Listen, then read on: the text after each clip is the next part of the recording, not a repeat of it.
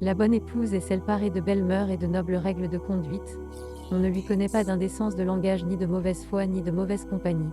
Bien au contraire, elle sait faire preuve de bonté, de probité et d'intégrité, et se distingue par la beauté de son discours et la douceur de sa démarche. Mieux, elle écoute attentivement le bon conseil et y adhère entièrement. Elle n'est pas de celle habituée aux querelles stériles dictées par l'orgueil.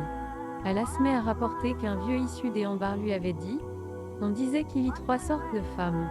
Une femme musulmane, douce et chaste, qui aide les siens à bien vivre et ne vit pas à leurs dépens. Une femme féconde. Une femme qui étreint et poigne, à travers laquelle Allah éprouve qui il veut et dont il débarrasse qui il veut. D'autres disent: la meilleure des femmes est celle qui exprime sa reconnaissance chaque fois qu'elle est comblée et fait preuve d'endurance en cas de privation. Celle qui vous plaît quand vous la regardez et vous obéit quand vous lui adressez un ordre. Celle qui entretient son lien avec son maître et œuvre inlassablement à enrichir sa foi et sa piété.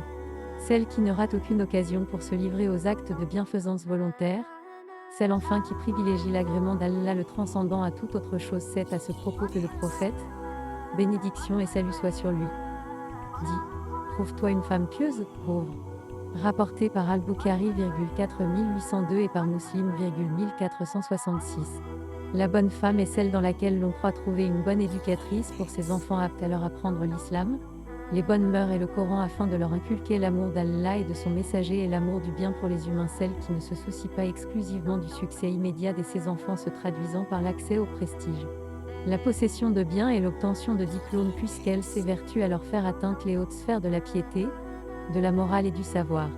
En outre, il convient que le musulman choisisse une épouse qui lui procure la quiétude chaque fois qu'il la voit, une épouse dont la présence le comble de satisfaction et qui remplit son foyer, donc sa vie, d'une joie immense.